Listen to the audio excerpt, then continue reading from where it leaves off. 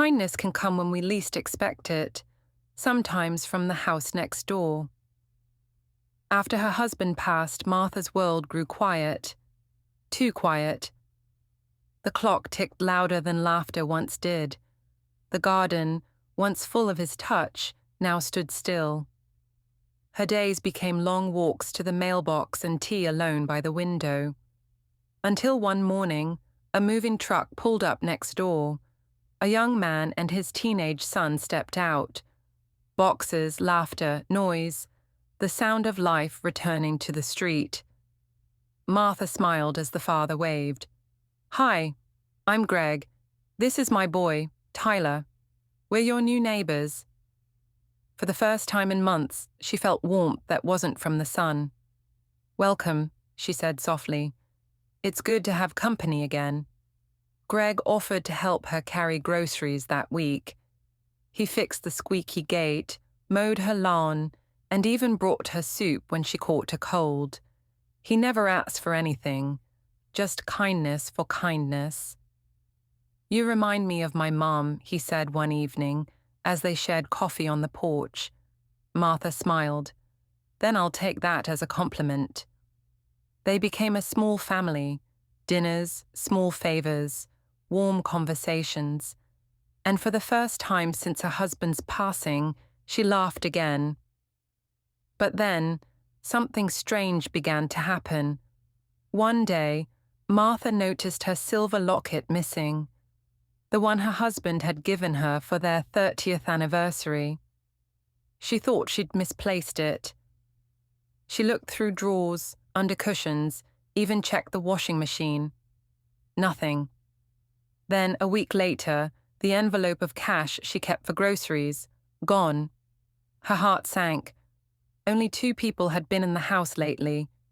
Her cleaner, and Greg, who'd come by to fix her kitchen light. "No," she whispered to herself, "not Greg. He's kind, he wouldn't." Still, doubt crept in like a cold draft. That night, she sat by the window, staring at Greg's house, lights glowing softly through the curtains. She didn't want to believe it, but something in her heart told her. Maybe she'd trusted too quickly. When her daughter visited that weekend, Martha confessed what was happening. "Mom," her daughter said gently, "you have that little camera by the front door, right?" "Maybe check it." "I never used it," Martha replied. "Your father set it up before he passed." Her daughter smiled softly. "Then maybe he left you one last bit of protection." Martha hesitated, but curiosity won. That evening, she turned on the small device and scrolled through recordings. And what she found made her heart race. There, on the screen, was someone walking into her kitchen. But it wasn't Greg. It was a young man, tall, nervous, wearing a hoodie. He opened her drawers, took the envelope, and slipped out the back door. She leaned closer, pressing a hand to her mouth. She recognized that face. It was Tyler, Greg's son, to be continued. Martha sat frozen in her chair, eyes fixed on the screen. The neighbor's son, the boy who carried her groceries, who called her Miss Martha, had been stealing from her home. She felt a wave of emotions, shock, confusion, sadness, and guilt.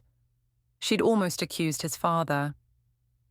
"What do I do now?" she whispered to herself, clutching her wedding ring as if for strength. The next morning, she saw Greg watering his front yard, the same kind smile, the same gentle voice. "Morning, Miss Martha," he called. Her throat tightened. She walked over slowly, holding the printed photo from the footage in her trembling hands. "Greg," she said softly, "can we talk inside?" He looked puzzled, but followed her into the kitchen. When she placed the photo on the table, his face went pale. He looked down, and then whispered, "I was afraid of this."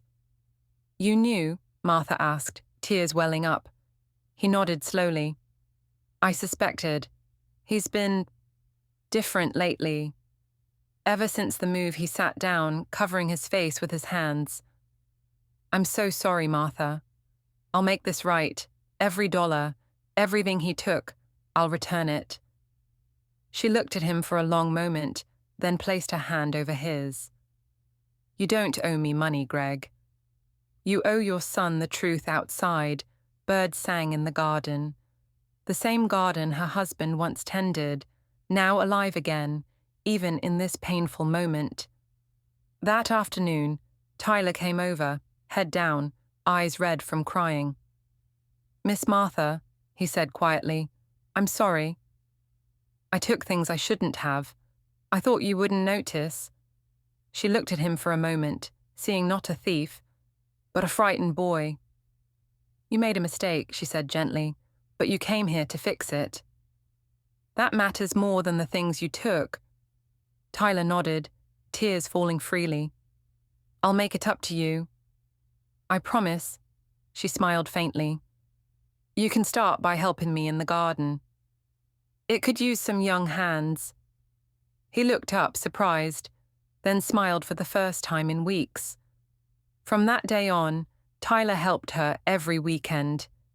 He planted flowers, painted her fence, and slowly rebuilt her trust. Greg thanked her more times than she could count, but Martha just said, We all need second chances, Greg. Even our children morale. Sometimes we accuse the wrong person. The truth often hides behind innocence, and it takes patience to find it. Because kindness isn't about being blind to faults. It's about seeing the good that still lives beneath them. Thank you for listening to The Neighbor's Kindness. Have you ever trusted someone and later found a truth that surprised you? Share your story in the comments below. Your experience might help someone else learn to forgive. Subscribe for more emotional, true-to-life stories about trust, forgiveness, and the lessons life quietly teaches us all. Until next time, be kind, be patient, and never stop seeking the truth.